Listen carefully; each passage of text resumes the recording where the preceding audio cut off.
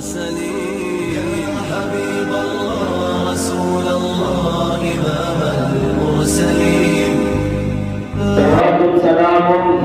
என் உயிருக்கு உயிரான உயிரை விட மேலாக நேசிக்க வேண்டிய ரசூலை கரீம் ஸல்லல்லாஹு அலைஹி வஸல்லம் அன்னவர்கள் மீதும் அன்னவர்களின் பரிசுத்த குடும்பத்தினர்கள் மீதும் அவர்களை பின்பற்றி வாழ்ந்த தாபிஈன்கள் தபீஈன்கள் முஸ்லிமான முஃமினான ஆண்கள் பெண்கள் அனைவர்கள் மீதும் என்றென்றும் எப்பொழுதும் உண்டாவதாக.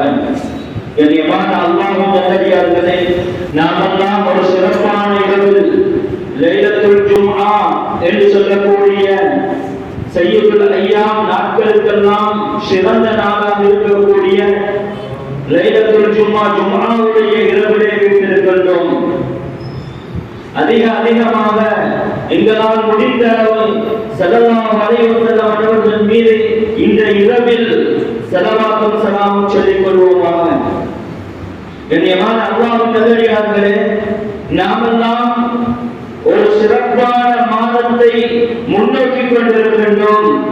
இன்னும் ஓரிரு தினங்களில் அந்த புனிதமான ரமலானை அடைவதற்காக வேண்டி நாமெல்லாம் ஆயத்தமாக இருந்து கொண்டிருக்கின்றோம்.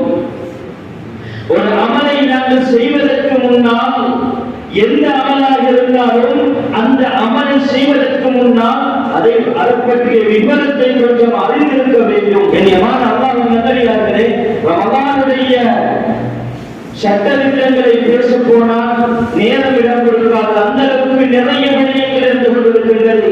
என்றாலும் நேரத்தை கவனித்து ஓரிரு சட்டங்களை இன்ஷா அல்லாஹ் உங்களுக்கு மத்தியில் சொல்வதற்காக வேண்டி வந்திருக்கின்றேன். கண்ணியமான அல்லாஹ்வின் நல்லடியார்களே, புனிதமான ரமலானை நாம் அடைந்தால் அதில் அல்லாஹ்வுக்கு எந்தெந்த செயல்கள் எல்லாம் எங்களை நெருக்கமாக்கி வைக்குமோ, எந்தெந்த அமல்கள் எல்லாம் அல்லாஹ்வின் பக்கம் எங்களை கொண்டு செலுத்துமோ, அந்த அமல்கள் எதுவாக இருந்தாலும், சிறிய அமலாக இருந்தாலும் அதனை நான் முயற்சி செய்து நாங்கள் அதிகமாக அல்லாஹ்வின் நல்லடியார்களே, நிறைய அமல்கள் இருந்து கொண்டிருக்கின்றது. அந்நபரில் ரமலான் மாதத்தை பற்றி சொல்லும் பொழுது, ரமலான் ஒருவருக்கொருவர் உதவி செய்து கொள்ளக்கூடிய ஒரு மாதம். எங்களால் பிறருக்கு எப்படி உதவி செய்ய முடியுமோ, எப்படி பிரயோசனம் கொடுக்க முடியுமோ, அந்த வழியில் நாம் பிரயோசனம் கொடுக்கும் பொழுது அல்லாஹ்வின் பக்கம் எங்களை நெருக்கி வைக்கும், அல்லாஹ்வுடைய ரஹ்மத்தின் பக்கம் எங்களை நெருக்கி வைக்கும் என்று பெரியவர்கள் சொல்லுவார்கள். எனவே அல்லாஹ்வின் நல்லடியார்களே, அந்த ரமலானை நாங்கள் அடைவதற்கு முன்னால் நல்ல முறையில் நியத்து வைத்துக் கொள்ள வேண்டும். அந்த ரமலானை அடைந்தால் நான் இப்படியான நற்காரியங்கள் எல்லாம் செய்வேன், யாருக்கும் சொல்ல முடியாது. இந்த ரமலான் எனக்கு கடைசியாக இருக்கக்கூடும், அல்லது இந்த ரமலானை நான் எட்டுவேனா என்று யாருக்கும் சொல்ல முடியாது. கண்ணியமான அல்லாஹ்வின் நல்லடியார்களே, சிறிய ஒரு வாழ்க்கை, இந்த துனியாவுடைய வாழ்க்கை அல்லாஹ் தஆலா நமக்கு தந்திருக்கின்றான். யாருக்கும் சொல்ல முடியாது அடுத்த நிமிடம் நாம் இருப்போம் என்று. அப்படியான ஒரு வாழ்க்கை, அந்த வாழ்க்கையில் சோதிப்பதற்காக அல்லாஹ் தஆலா நிறைய சோதனைகளை கொடுத்து பார்ப்பான். மனிதன் எப்படி வாழ்கின்றான், மனிதன் எப்படி நடந்து கொள்கின்றான் என்பதை பார்ப்பதற்காகவே அல்லாஹ் தஆலா இந்த மௌத்தையும் ஹயாத்தையும் அல்லாஹ் தஆலா நமக்கு வைத்திருக்கின்றான். இந்த ஹயாத்தை கொடுத்து பார்க்கின்றான், எப்படி மனிதன் நடந்து கொள்கின்றான் என்று. அந்த அடிப்படையில் நாம் நல்ல நியத்துக்களை வைத்துக் கொள்ள வேண்டும். ஏனென்றால் ஸல்லல்லாஹு அலைஹி வஸல்லம் அவர்கள் சொன்னார்கள், யார் ஒரு மனிதன் புனிதமான ரமலானை அடைந்து அவனுடைய பாவங்கள் மன்னிக்கப்படாவிட்டால் அவனுக்கு சாபம் உண்டாகும். ஏனென்றால் அல்லாஹ் தஆலா அந்த அளவுக்கு பாவ மன்னிப்பை இந்த ரமலானில் வைத்திருக்கிறார். அவர்களுக்கெல்லாம் அல்லாஹ் தஆலா பாவ மன்னிப்பை கொடுத்துக் கொண்டிருக்கிறார். அதே போன்று நோன்பாளி நோன்பு திறக்கும் பொழுது எந்தெந்த துஆக்களை கேட்கின்றாரோ அல்லாஹ் தஆலா அந்த துஆக்களை நாம் கபூல் செய்ய காத்துக் கொண்டிருக்கிறான். கண்ணியமான அல்லாஹ்வின் நல்லடியார்களே, நல்ல முறையில் நியத்து வைத்துக் கொள்ள வேண்டும். அதே போன்று ஒரு மனிதன் ஃபர்லான நோன்பாக இருந்தால், இமாம் ஷாஃபி ரஹ்மத்துல்லாஹி அவர்களுடைய மதுஹபின் படிக்கு ஒவ்வொரு நாளும் இரவில் நாம் நியத்து வைக்க வேண்டும். சுன்னத்தான நோன்பாக இருந்தால் ஜவாலுக்கு முன்னால் நாங்கள் எதுவுமே சாப்பிடாமல் இருந்தால் லுகருக்கு முன்னால் இயக்கி வைத்திருந்தால் போதும், சுன்னத்தான நோம்பாக இருந்தார். ஏனென்றால் சையதத்தினா ஆயிஷா ரலியல்லாஹு அவர்கள் சொல்கிறார்கள், ஸல்லல்லாஹு அலைஹி வஸல்லம் அவர்கள் வருவார்களாம், வந்து ஆயிஷா ரலியல்லாஹு அன்ஹா அவர்களிடத்திலே கேட்பார்களாம், ஏதாவது சாப்பிடுவதற்கு இருக்கின்றதா என்று. இல்லை என்று சொல்லிவிட்டால் அதன் யோக சாஹிப் நான் இன்றைய தினம் நோன்பாளி என்று அந்த இடத்திலே நோன்பு வைத்து விடுவார்களாம். காலையில் இது சுன்னத்தான நோன்புக்கு, ஃபர்லான நோன்புக்கு கட்டாயமாக ஒவ்வொரு மனிதனும் இரவில் அவன் நியத்து வைத்துக் கொள்ள வேண்டும். ரமதானுடைய நேரம் மினல் ஃபஜ்ர், சுபஹுடைய நேரத்திலிருந்து சூரியன் மறையும் வரைக்கும் அந்த மனிதன் தாகத்தோடு பசியோடு இருக்க வேண்டும். இந்த இடைப்பட்ட நேரங்களில் யாருக்கெல்லாம் சில நோன்பை முடிக்கக்கூடிய காரியங்கள் எல்லாம் ஏற்படும், யார் யாருடைய நோன்புகள் முடியும் என்பதை பற்றி நிறைய விடயங்கள் இருந்து கொண்டிருக்கின்றது.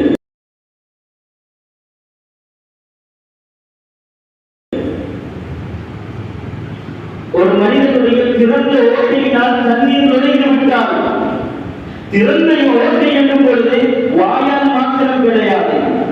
ஒரு மனிதனுடைய காலால் ஒரு மனிதன் தண்ணியை அனுப்பினால் அல்லது மூக்கால் தண்ணியை அனுப்பிவிட்டால் அவருடைய நோன்பு முடிச்சுவிடும்.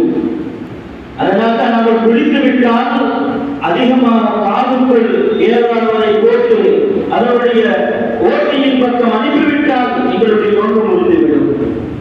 அதில் நாங்கள் கவனமாக இருக்க வேண்டும். அதே போன்று ஒளி செய்யும் பொழுது கடப்பு செஞ்சு வாய் கொப்பளிப்பதும் நாசி தண்ணீர் செல்லும்போதும் சுன்னத்தான ஒரு விஷயம். ஆனால் ரமதானுடைய காலத்தில், ரமதானுடைய மாதத்தில் நோன்போடு இருக்கும் பொழுது ஒரு மனிதனுக்கு சுன்னத்து கிடையாது. ஆனால் அதனை செய்ய வேண்டும், கடப்பு செய்யக்கூடாது. நல்லா உள்ளுக்கு வாய்க்கு தண்ணீரை எடுத்து கொப்பளிக்கும் பொழுது அதிகமாக கடப்பு செய்துவிட்டால் அவருடைய கடப்பு செய்வதன் மூலமாக தண்ணீர் வாய்க்குள் நுழைந்து விட்டால் அவருடைய நோன்பு முடிச்சுவிடும். அதனால் கடப்பு செய்யாமல் வாயை லேசாக கொப்பளிப்பது ரமதானுடைய காலத்தில் சுன்னத்தாக இருந்து கொண்டிருக்கின்றது.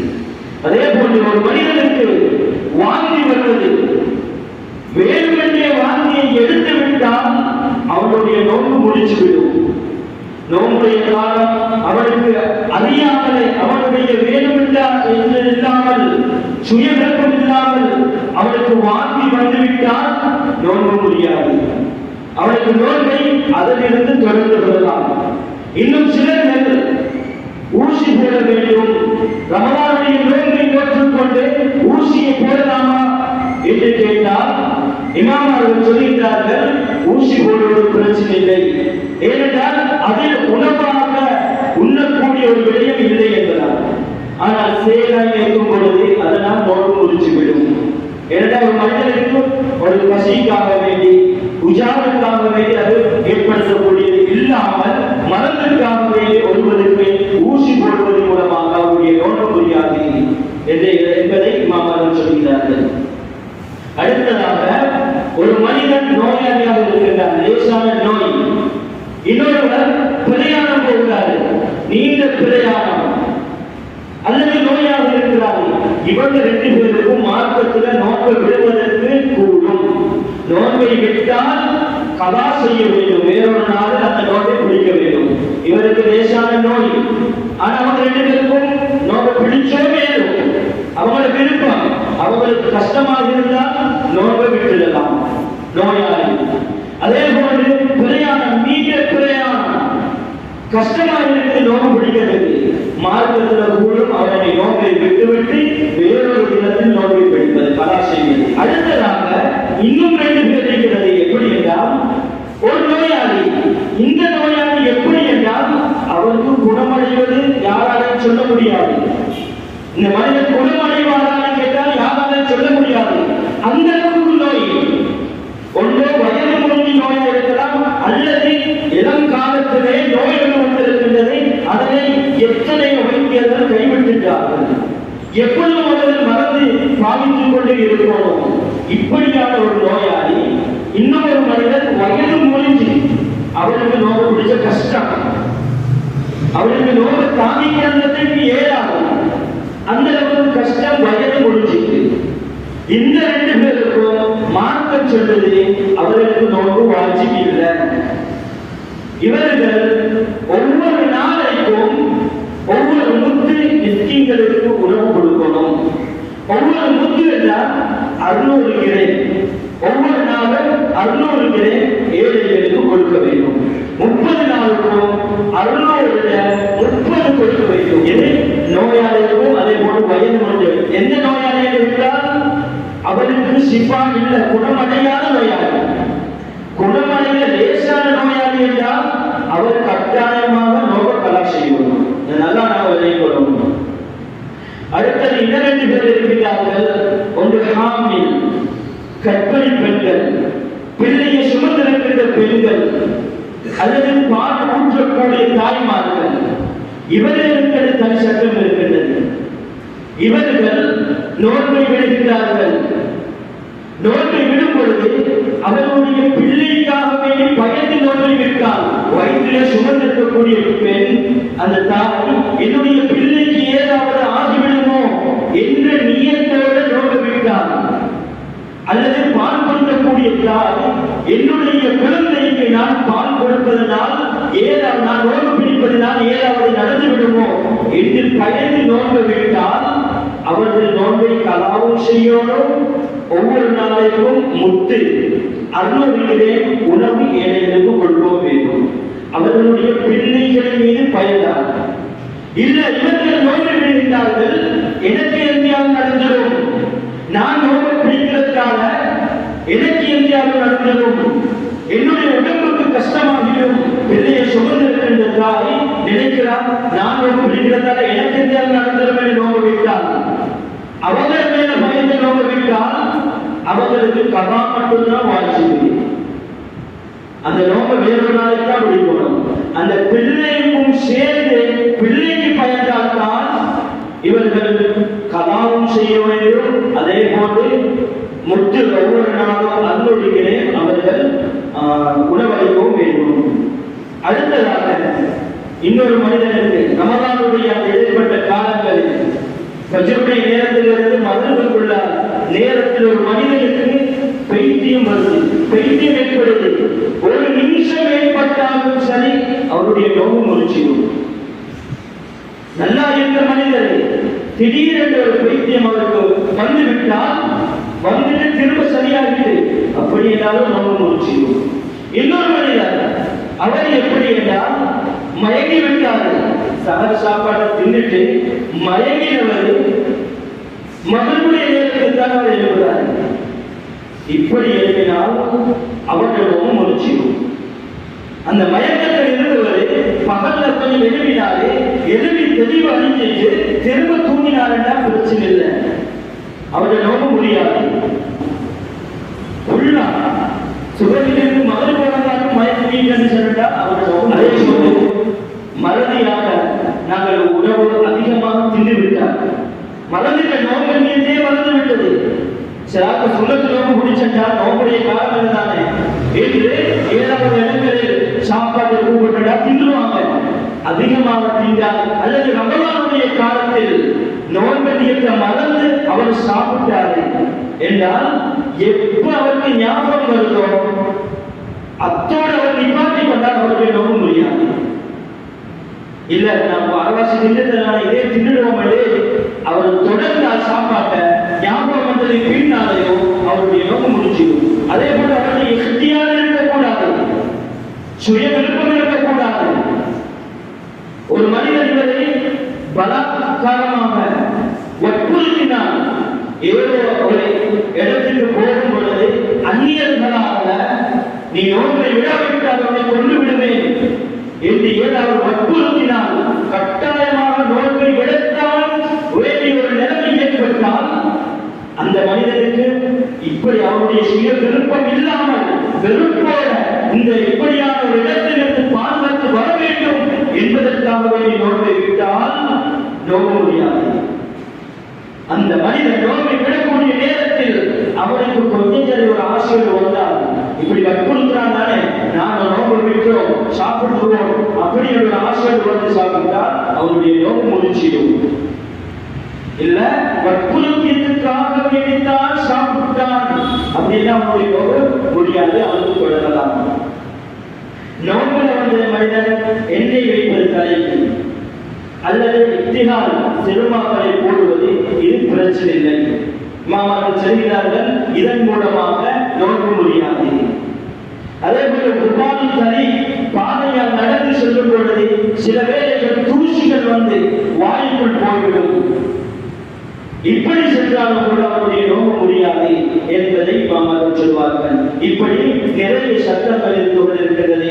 இவைகளை எல்லாம் படித்து நல்ல முறையில் இந்த ரமதானை நாங்கள் நோக்க வேண்டும். ரமதானுடைய சிறப்புகள் நிறைய சிறப்புகள் இருந்து கொண்டிருக்கிறது.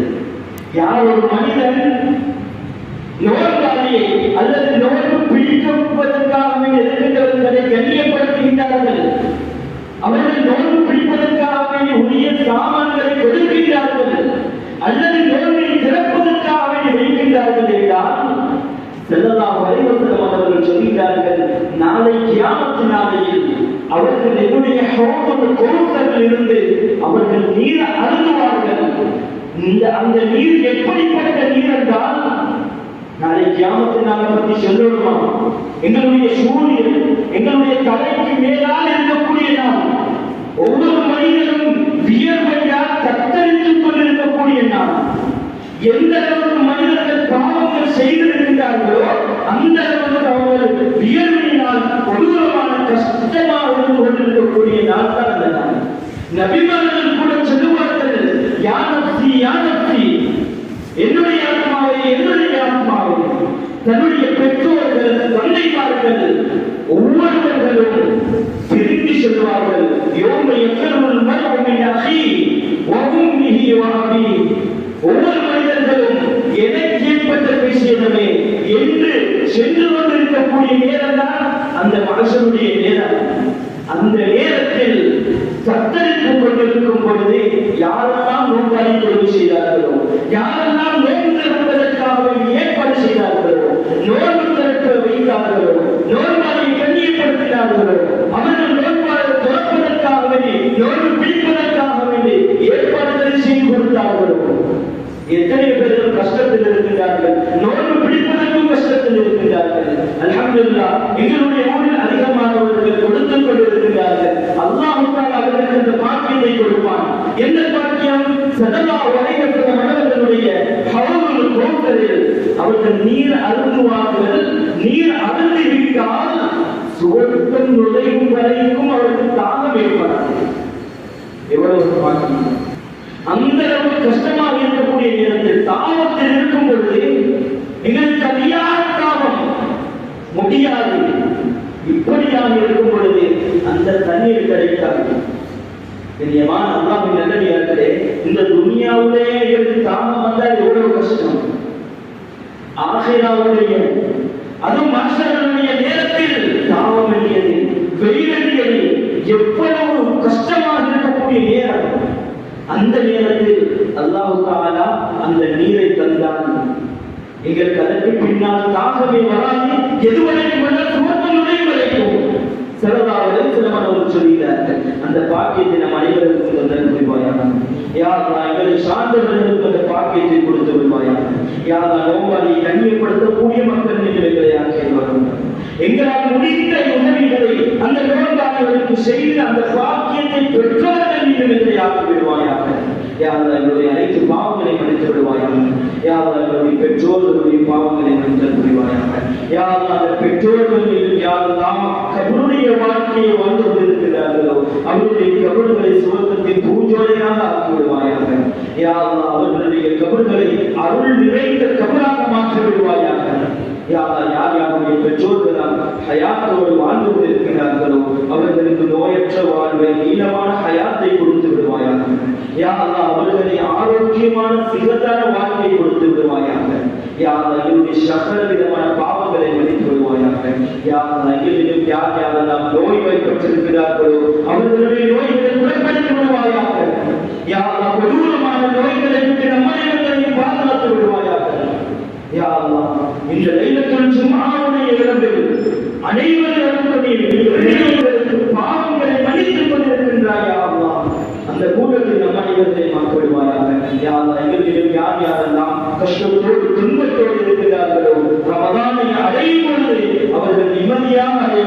பாக்கியத்தை கொடுத்து விடுவாயாக. யா அல்லாஹ், யார் யாரெல்லாம் கடன்களால் கஷ்டத்தோடு இருக்கிறார்களோ அவர்களுடைய கடன்களை நிறைவேற்றக்கூடிய சக்தியை நீ கொடுத்து விடுவாயாக. யா அல்லாஹ், யார் யாரெல்லாம் தொழில்கள் இல்லாமல் கஷ்டத்தோடு இருக்கிறார்களோ அவர்களுக்கு ஹலாலான தொழில் வாய்ப்புகளை கொடுத்து விடுவாயாக. யா அல்லாஹ், அவர்களுக்கு ஏற்ற தொழில்களை கொடுத்து விடுவாயாக. அதை போல